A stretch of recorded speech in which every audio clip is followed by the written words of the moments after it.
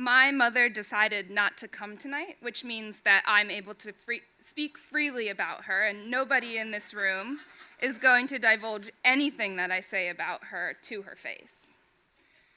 My mother's not known for being delicate with her words. Although she's a very kind person, she's not always a super nice person.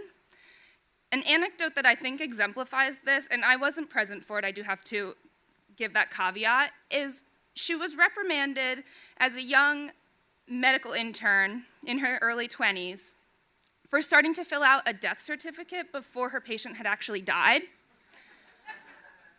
And I do think she understood why that wouldn't have necessarily been seen as okay by the patient's family, but in her defense, she was just doing the only thing that she could think to do and be helpful in that moment as she watched this patient slip away. And you can't really blame my mom for being this way because she grew up in the 70s and 80s completely free range.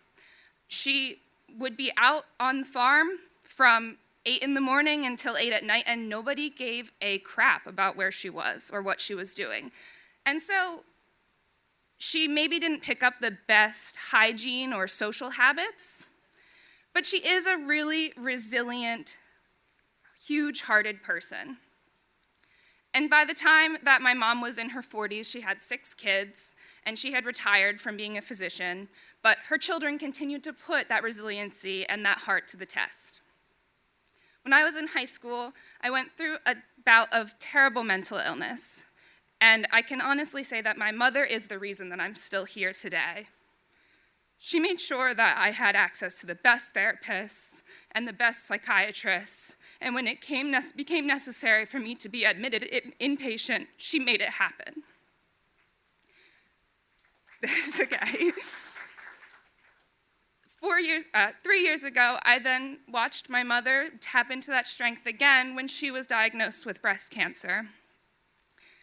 And she took it on with such grace. She didn't tell me about it until she really knew what was going on, which still pisses me off to this day, if I'm being really honest. But I know that she was doing what she thought was best for me in a time that should have been about her. Now, after her surgery, she was understandably feeling really miserable, but her doctor had given her homework, and my mom's not a quitter, and she's an overachiever. And so the homework was to start building her fitness and just walk a little more every day. And so that started out with being a walk down to the mailbox, which was far enough, and she was exhausted at the end of that when this first began. But then, by the time quarantine came around in 2020, my mom had continued that homework every day since, and it had been over a year. And so what started as a walk down to the mailbox was now 30 miles.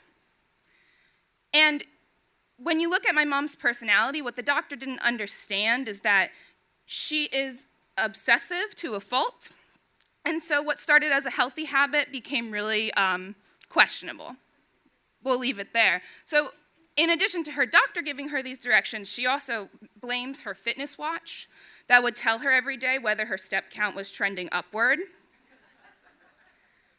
So at the end of 2020, after the culmination of all of this homework, she had set the goal to run a 50-mile race.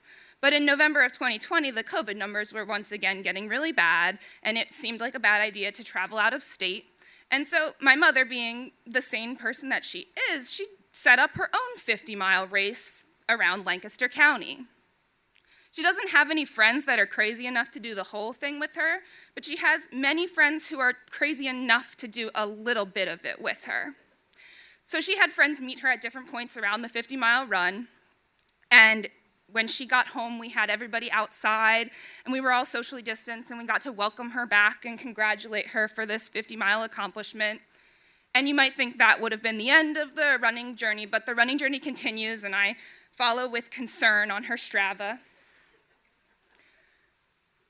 Once again, my mother's resilience and huge heart were tested by me.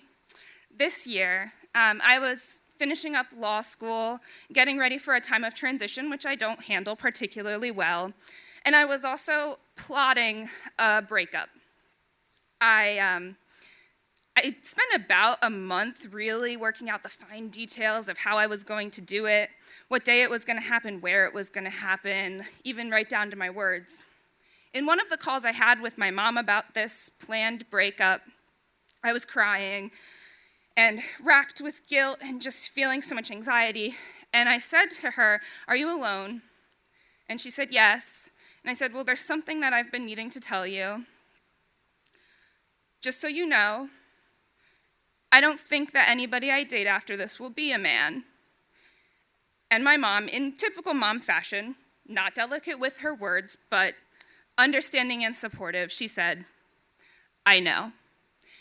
In my humble opinion, although she does not always say the right thing, I did win the mom lottery.